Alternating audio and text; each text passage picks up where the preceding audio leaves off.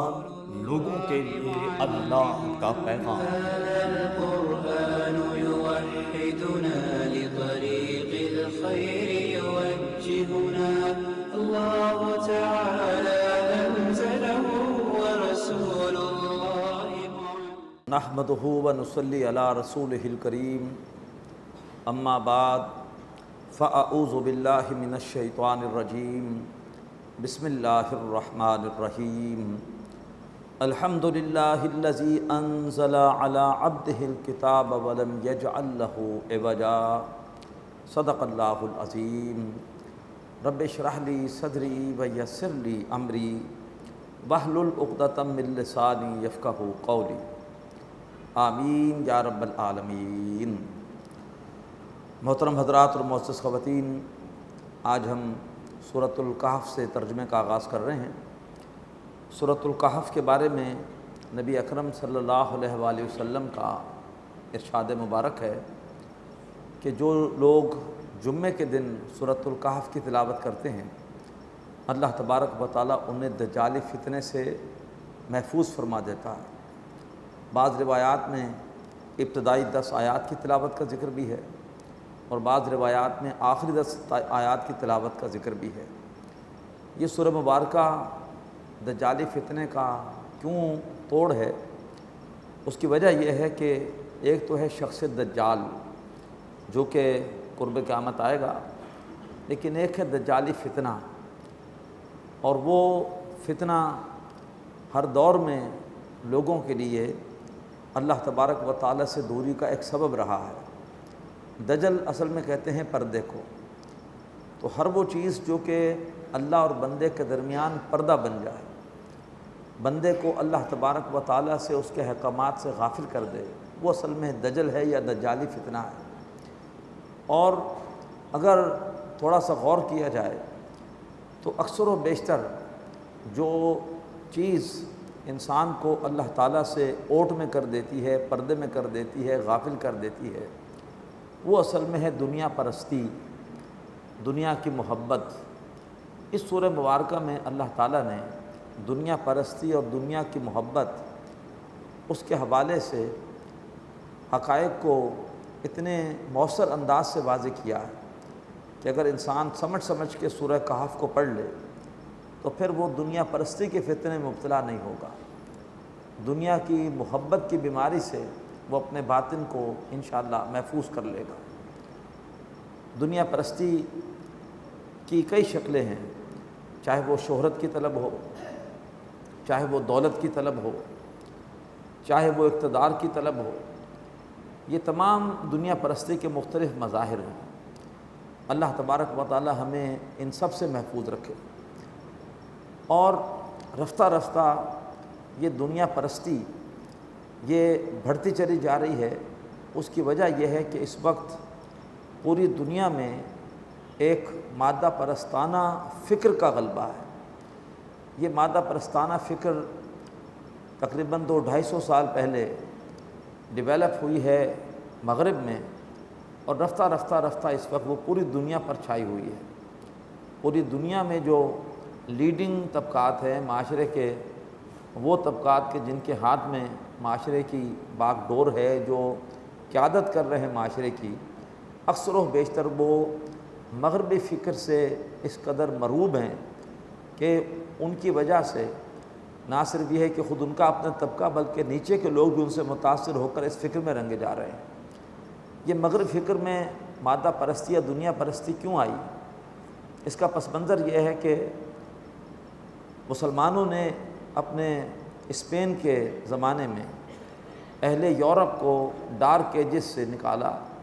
Europe کے نوجوان Spain آئے، مسلمانوں سے انہوں نے جدید علوم سیکھنے کا آغاز کیا، اور بقول خود ان کے کہ ہم ڈارک ایجز میں تھے، ہمیں مسلمانوں نے روشن خیالی کی طرف اور ایک جو ہے وہ اعلیٰ سوچ کی طرف راغب کیا۔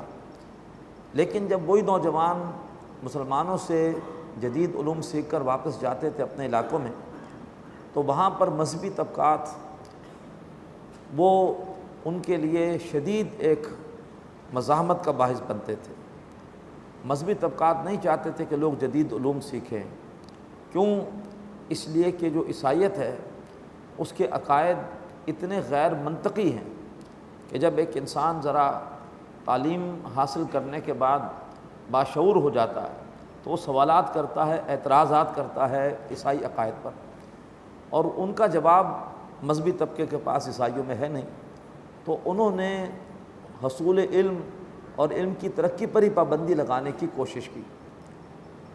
لیکن جب یہ رفتہ رفتہ ایک علمی شعور پیدا ہوا ہے تو اس تحریک احیاء علوم کا راستہ پھر مذہبی طبقہ روک نہیں سکا۔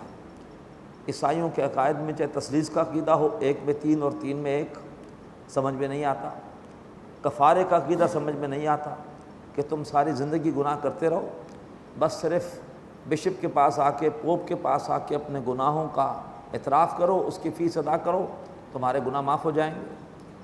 اسی طریقے پر کل حلال و حرام کا اختیار ایک مذہبی طبقے کو ہے، جس چیز کو مذہبی رہنما حلال کر دے وہ حلال ہے، جس کو حرام کر دے حرام۔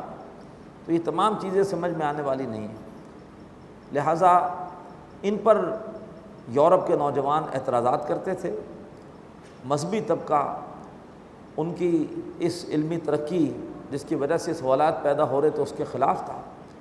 تو جب وہ ترقی ہوئی ہے یورپ میں تو اس کی جڑ اور بنیاد میں مذہب دشمنی شامل ہو گئی۔ لہٰذا مغربی فکر کی بنیادی جو سوچ ہے وہ یہ ہے کہ ہم کسی ایسی بات کا یقین نہیں کریں گے جس کو ہم اپنے حواس خمسہ سے ویریفائی نہ کر سکیں، ثابت نہ کر سکیں۔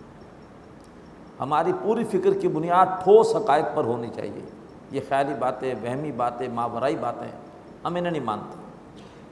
اور جو بظاہر یہ بات بڑی اچھی لگتی ہے، لیکن جو کائنات کے بڑے بڑے حقائق ہیں وہ تو ہے ہی ایسے کہ جو ماورائی ہیں۔ اللہ تعالیٰ کو تو ہم اپنے حواس خمسہ سے ثابت نہیں کر سکتے۔ اگر اللہ تعالیٰ ہمارے حواس کی حدود میں آ جائے وہ تو محدود ہو گیا، اللہ تو ہی لامحدود۔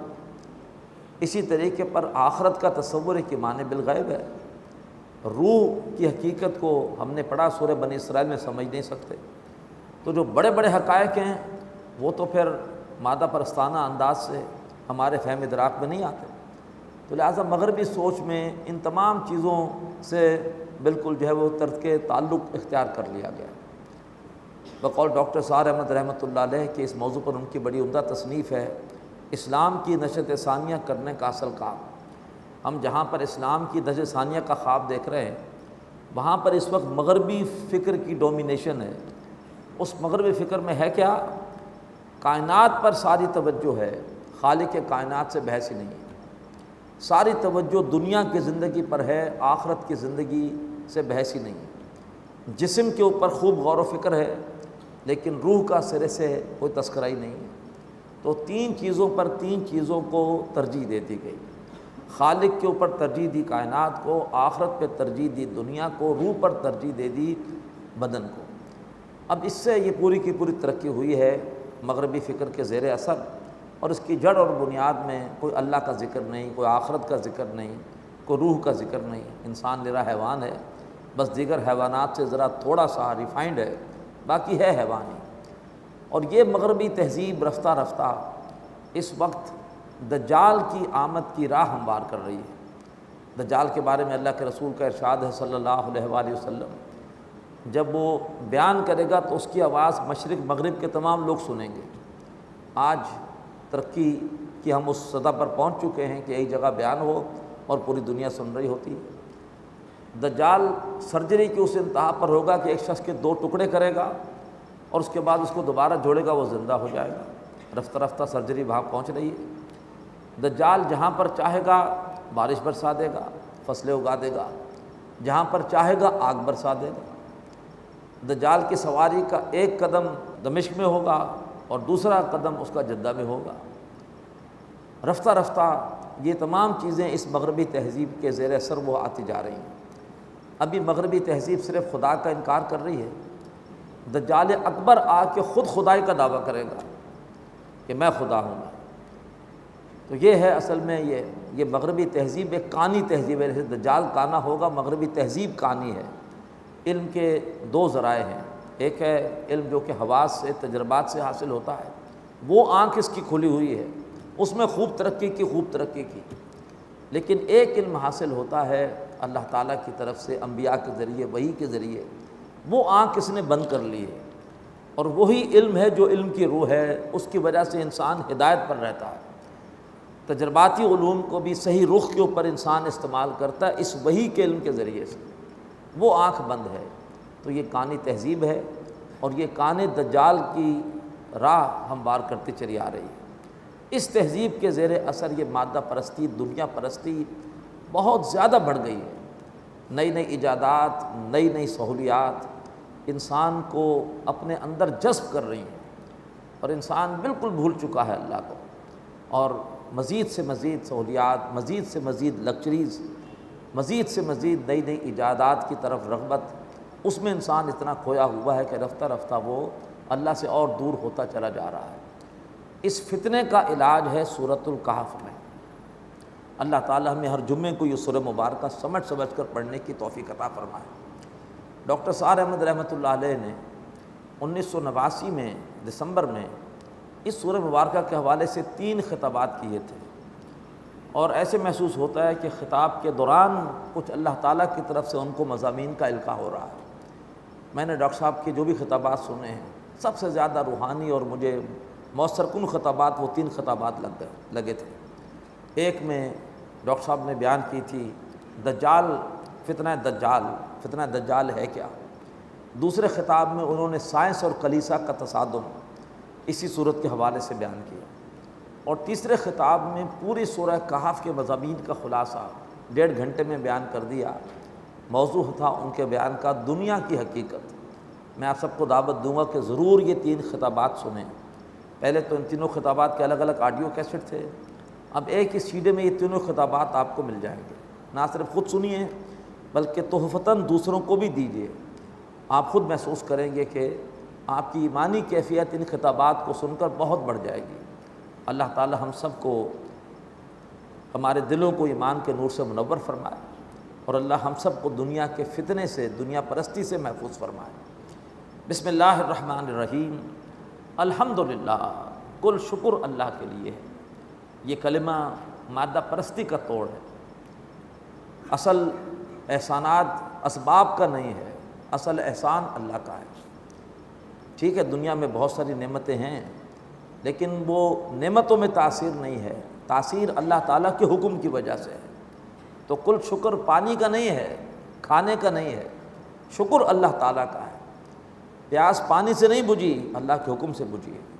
بھوک کھانے سے نہیں مٹی، اللہ کے حکم سے مٹی ہے۔ الحمدللہ، کل شکر اللہ کے لیے ہے۔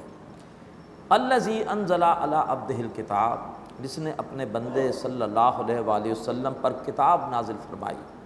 ولم یجعل لہ عوجا، اور اس کتاب میں کوئی ٹیڑھ نہیں رکھا۔ مغربی تصورات کی طرح ٹیڑھ نہیں ہے کہ آج ایک تھیوری ہے اور کل کہہ رہے ہیں وہ تھیوری غلط تھی، نیوٹن غلط تھا، اب آئنسٹائن کا دور ہے۔ یہ کیفیت نہیں ہے، بلکہ یہ ہے کہ بالکل وہ کتاب سیدھی ہے اور ہر قسم کے ٹیڑھ سے پاک ہے۔ قیماً، بالکل سیدھی ہے۔ لینذر باسا شدیدا من لدنہ، تاکہ وہ تمہیں اللہ کی طرف سے ایک شدید آفت سے خبردار کرے۔ شدید آفت آنے والی ہے، قیامت آنے والی ہے۔ دنیا کی چکا چوند میں مت کھو جانا، یہ جو کچھ دنیا ہے عارضی ہے، یہ سب تباہ ہونے والی ہے۔ شدید اس دنیا پر ایک بہت بڑی آفت اور تباہی آنے والی ہے، تاکہ یہ کتاب تمہیں خبردار کرے ایک شدید، اللہ کی طرف سے ایک شدید آفت سے۔ وَيُبَشِّرَ الْمُؤْمِنِينَ الَّذِينَ يَعْمَلُونَ الصَّالِحَاتِ، اور بشارت دے ان لوگوں کو جو ایمان لائے اور جنہوں نے اچھے اعمال کیے، أَنَّ لَهُمْ أَجْرًا حَسَنًا، کہ ان کے لیے بہت عمدہ بدلہ ہے۔ ایک بڑی عمدہ کتاب ہے سورہ کہف کے مضامین کے اوپر ہی، مولانا مناظر احسن گیلانی رحمۃ اللہ علیہ کی التذکیر بسورۃ الکہف، اس میں بھی انہوں نے بہت عمدہ نقطے لکھے ہیں کہ مغربی سوچ ٹیڑھی ہے، مادہ پرستی کی وجہ سے انسان کا سکون لٹ جاتا ہے۔ مغربی تہذیب کہتی ہے سکون چاہیے، تو سکون کے لیے کروڑ روپے خرچ کر کے فلمیں بناؤ، کروڑ روپے خرچ کر کے سینما گھر بناؤ، اور پھر اچھے خاصے پیسے خرچ کر کے وقت برباد کر کے جا کے فلم دیکھو تاکہ تمہیں سکون مل جائے، تمہیں تفریح مل جائے، لیکن سکون نہیں ملتا۔ اور دین کیا کہتا ہے؟ دین یہ کہتا ہے کہ وضو کرو، اللہ تعالیٰ کی بارگاہ میں کہیں بھی کھڑے ہو جاؤ، 2 رکعت پڑھو، سجدے میں گر جاؤ، رو، اور تمہیں واقعی حقیقی سکون مل جائے گا۔ کس قدر سیدھی اور سادہ بات ہے جو دین بتاتا ہے، اور کیسی ٹیڑھی اور پیچیدہ بات ہے یہ تہذیب بتاتی ہے۔ فرمایا یہ کتاب سیدھی ہے، یہ کتاب ایک شدید آفت سے خبردار کر رہی ہے، اور ایسے مومنوں کو جو اچھے عمل کرتے ہیں انہیں شاندار بدلے کی بشارت دے رہی ہے۔ ماکثین فیہ ابدا، وہ اس شاندار بدلے میں ہمیشہ ہمیش رہنے والے ہوں گے۔ وَيُنذِرَ الَّذِينَ قَالُوا اتَّخَذَ اللَّهُ وَلَدًا، اور تاکہ یہ کتاب خبردار کرے ان لوگوں کو جنہوں نے یہ کہا کہ اللہ نے بھی بیٹا بنا لیا ہے۔ یہ عیسائیوں کے غلط عقیدے پر تنقید کہ عیسیٰ علیہ السلام معاذ اللہ خدا کے بیٹے ہیں۔ مَا لَهُم بِهِ مِنْ علم، ان کے پاس اپنے اس غلط عقیدے کے لیے کوئی علم نہیں ہے، کوئی دلیل نہیں ہے۔ وَلَا لِآبَائِهِمْ، اور نہ ہی ان کے باپ دادا کے پاس اس کے لیے کوئی دلیل تھی، اپنے پاس سے ایک بات کہہ دی۔ سینٹ پال نے یہ گمراہی ان کے اندر پیدا کر دی۔ کبرت کلمۃ تخرج من افواہہم، بہت بڑی بات ہے جو ان کے منہوں سے نکلتی ہے، یہ چھوٹی بات نہیں ہے۔ اس کا مطلب کیا ہے؟ اللہ تعالیٰ کے بھی جنسی جذبات ہیں، اللہ بھی ان جذبات سے مغلوب ہوتا ہے، اس کی بھی کوئی جورو ہے، اپنے جورو کے پاس جاتا ہے اور پھر اس کے ہاں بھی اولاد ہوتی ہے۔ انا للہ و انا الیہ راجعون، کس قدر اللہ کی ذات کے ساتھ گھٹیا باتیں منسوب کی ہیں۔ کبرت کلمۃ تخرج من افواہہم، بہت بڑی بات ہے جو ان کے منہوں سے نکلتی ہے۔ ان یقولون الا کذبا، وہ نہیں بول رہے مگر جھوٹ۔ فلا اللہ کا باخع نفسک علی آثارہم، تو اے نبی صلی اللہ علیہ وسلم شاید کہ آپ اپنے آپ کو ہلاک کر لیں گے ان کے پیچھے پڑ کر۔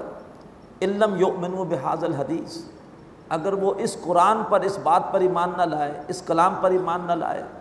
اسفا، افسوس کرتے کرتے اللہ کے رسول کو شدید دکھ تھا کہ اگر یہ عیسائیوں نے اپنے غلط عقیدے سے توبہ نہیں کی، قرآن کی باتوں پر ایمان نہ لائے، تو ان کے غلط عقائد کے بڑے برے نتائج نکلیں گے۔ آثار کا مطلب بعض مترجمین نے نتائج بھی کیا ہے، اور یہ عیسائیت کے غلط عقائد کے نتائج ہیں جو آج ظاہر ہو گئے کہ ان کی وجہ سے بغاوت پیدا ہو گئی لوگوں میں مذہب کے خلاف۔ یہ کیا عقیدے ہیں؟ یہ تثلیث کا عقیدہ، کفارے کا عقیدہ، اور شریعت کو ساقط کرنے کا عقیدہ۔ تو فرمایا کہ اے نبی، کیا آپ ان کے بارے میں سوچ کر، ان کے عقائد کے غلط نتائج کے بارے میں سوچ کر افسوس سے اپنے آپ کو ہلاک کر لیں گے؟ اب اس کے بعد 2 آیتوں میں اس صورت کا اصل مضمون آ رہا ہے، دنیا پرستی کی مذمت۔ فرمایا انا جعلنا ما علی الارض زینۃ اللہ، بے شک ہم نے زمین پر جو کچھ بنایا ہے اسے ہم نے اس زمین کے لیے زیب و زینت بنا دیا ہے۔ ہم نے زمین پر جو کچھ بنایا اس سے ہم نے زمین کو سجایا ہے۔ یہ زمین اس آسمان کے ذریعے، ستاروں کے ذریعے، سورج کے ذریعے، چاند کے ذریعے، پہاڑوں کے ذریعے، کھیتوں کے ذریعے، دریاؤں کے ذریعے، اور بڑی حسین ہے، بڑی خوبصورت ہے۔ لیکن کیوں؟ لنبلوہم ایہم احسن عملا، تاکہ ہم انہیں آزمائیں کہ ان میں سے کون عمل کے اعتبار سے اچھا ہے، کون اس حسین دنیا میں کھو جاتا ہے، اور کون اللہ تبارک و تعالیٰ کو مطلوب اور مقصود بناتا ہے۔ رخ روشن کے آگے شمع رکھ کر وہ یہ کہتے ہیں ادھر جاتا ہے دیکھیں، یا ادھر پروانہ آتا ہے۔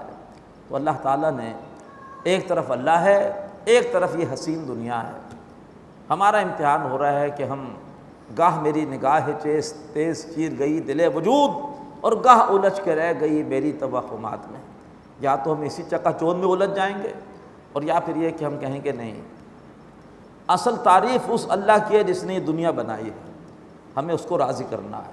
وہ کیفیت نہ ہو کہ دنیا نے تیری یاد سے بیگانہ کر دیا، تجھ سے بھی دل فریب ہے غم روزگار کے۔ اللہ تعالیٰ نے اس کیفیت سے محفوظ فرمایا ہم نے خود دنیا کو حسین بنایا ہے، ہم نے جو کچھ زمین پر بنایا ہے اس کے ذریعے سے ہم نے اس زمین کو حسین بنایا ہے، سجایا ہے۔ کیوں؟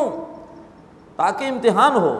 دنیا میں ایک کشش ہے، کشش نہ ہوتی امتحان نہ ہوتا، تو ہم نے دنیا کو سجایا ہے۔ لنبلوہم ایہم احسن عملا، تاکہ ہم انہیں آزمائیں کہ ان میں سے کون عمل کے اعتبار سے اچھا ہے۔ وَإِنَّا لَجَاعِلُونَ مَا عَلَيْهَا صَعِيدًا جُرُزًا، اور بے شک ہم عنقریب جو کچھ اس زمین پر ہے اس کو بنانے والے ہیں چٹیل میدان۔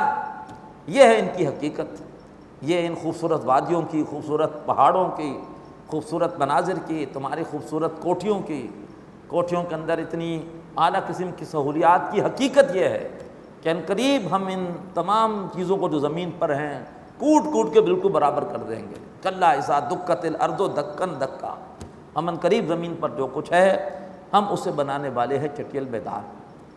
دو آیتوں میں اللہ نے دنیا کی حقیقت ہمارے سامنے واضح کر دی۔ اب یہود کے پوچھے ہوئے 3 سوالات میں سے دوسرے سوال کا جواب۔ ان کا پہلا سوال یہ تھا کہ روح کی حقیقت کیا ہے، اس کا جواب سورہ بنی اسرائیل میں آ گیا۔ دوسرا سوال یہ تھا کہ یہ اصحاب الکہف کا واقعہ کیا تھا۔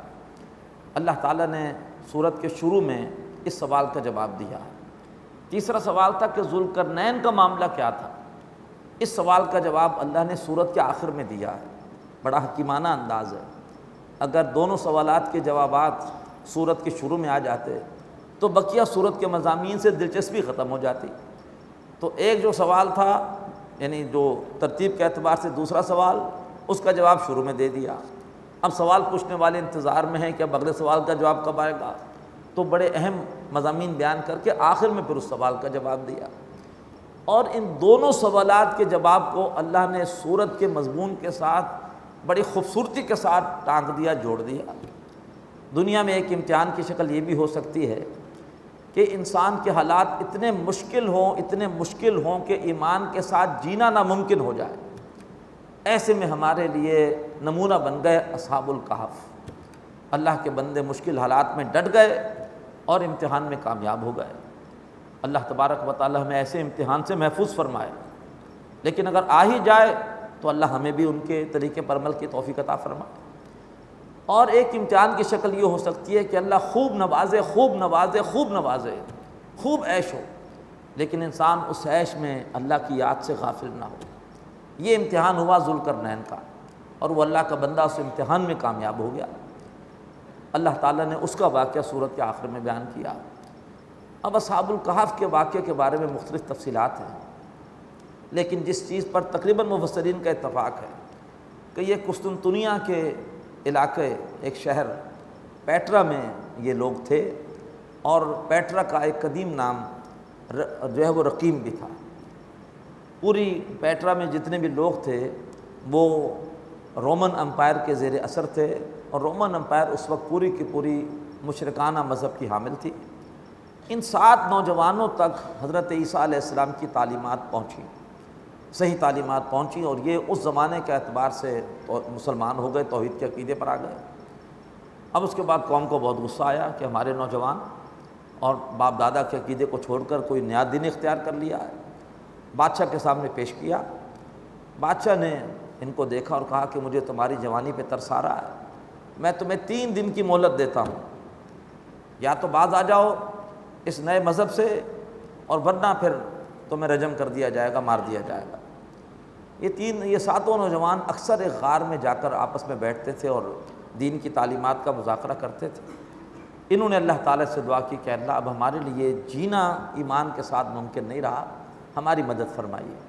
یہ ہے اسباب پرستی کی نفی۔ اللہ پر بھروسہ کیا کہ اللہ اسباب تو بڑے مخالف ہیں، آپ مدد کیجئے۔ اللہ تعالیٰ نے کہا جاؤ غار میں۔ یہ غار میں چلے گئے، اور اللہ نے ان کو غار میں قمری اعتبار سے 309 سال اور شمسی اعتبار سے اللہ نے ان کو 300 سال تک سلائے رکھا۔ اس کے بعد اللہ نے ان کو اٹھایا۔ اب جب یہ اٹھے ہیں اور غار سے باہر آئے ہیں تو ایک انقلاب رومن امپائر میں آ چکا تھا، گو کہ اسے انقلاب کہتے تو نہیں ہیں کیونکہ کوئی بڑی تبدیلی نہیں آئی تھی، بس صرف یہ ہوا تھا کہ ایک رومی بادشاہ نے عیسائیت قبول کر لی تھی، اور اس کی وجہ سے پوری رومن امپائر عیسائی ہو گئی تھی۔ اب یہ جب نوجوان باہر آئے ہیں تو لوگوں نے دیکھا کہ یہ نہ جانے کس دور کے لوگ ہیں، یہ ان کا لباس ظاہری بات ہے اتنا قدیم، اس سے جو ہے وہ ان کی پہچان ہو گئی۔ اور اب چونکہ لوگ عیسائی ہو چکے تھے اور اپنے باپ دادا سے وہ ان نوجوانوں کے قصہ سنا کرتے تھے، تو انہوں نے پھر ان کا خوب اکرام کیا، ان کا استقبال کیا، اور جس غار میں یہ 300 سال تک رہے تھے اس غار پر انہوں نے یادگار کے لیے ایک مسجد بنا دی، اور جو ہے وہ اس کے بعد یہ پھر دوبارہ غار میں جا کے لیٹے، پھر ان کا انتقال ہو گیا۔ میں نے بڑے مختصر طور پر آپ کو واقعہ سنا دیا، ترجمہ اب انشاءاللہ کفایت کرے گا۔ فرمایا ام حسبت ان اصحاب الکہف والرقیم کانوا من آیاتنا عجبا، اے نبی کیا آپ سمجھتے ہیں کہ جو اصحاب کہف ہیں، کہف والے ہیں، اور جو رقیم والے ہیں یعنی شہر رقیم والے ہیں، کانوا من آیاتنا عجبا، کیا وہ ہماری عجیب نشانیوں میں سے کوئی نشانی ہے؟ ہماری تو بے شمار عجیب نشانیاں ہیں، ان میں سے ایک عجیب نشانی اصحاب الکہف بھی ہیں۔ اس اول فتیۃ الی الکہف، جب کہ وہ چند نوجوان آئے تھے غار کے پاس، کہف کے پاس، فقالو، تو انہوں نے یہ دعا کی تھی، ربنا آتنا من لدنک رحمہ، اے ہمارے رب ہمیں اپنے پاس سے رحمت عطا فرما، وہیّ لنا من امرنا رشدا، اور ہمیں ہمارے اس معاملے میں اپنے پاس سے کامیابی عطا فرما، فضربنا علی آذانہم فی الکہف سنین عددا، تو ہم نے ان کے کانوں پر تھپکی دی، جیسے کہ ماں بچے کو سلاتے ہوئے کانوں پر تھپکی دیتی ہے، بچہ سو جاتا ہے، اللہ نے بھی محبت سے فرمایا کہ ہم نے ان کے کانوں پر تھپکی دی، فی الکہف سنین عددا، اس غار میں چند برس تک، ثم بعثناہ، پھر ہم نے ان کو اٹھایا، لنعلم، تاکہ ہم ظاہر کر دیں، ای الحزبین احصیٰ لما لبثوا امدا، کہ دو جماعتوں میں سے کس جماعت نے اپنے رہنے کی مدت کا صحیح اندازہ لگایا ہے۔ ان میں دو جماعتیں ہو گئی تھیں، ایک جماعت کہتی تھی کہ ہم ایک دن یا اس کا کچھ حصہ ٹھہرے ہیں، اور دوسری کہتی تھی کہ اللہ بہتر جانتا ہے کتنا ٹھہرے ہیں۔ آگے تفصیل آ رہی ہے۔ پہلے رکوع میں اللہ نے 3 آیتوں میں اصحاب کہف کا قصہ اجمالی طور پر بیان کر دیا، اب یہ قصہ تفصیلی طور پر آئے گا آگے دوسرے، تیسرے اور چوتھے رکوع میں۔ بارک اللہ لی ولکم فی القرآن العظیم ونفعنی وإیاکم بالآیات والذکر الحکیم۔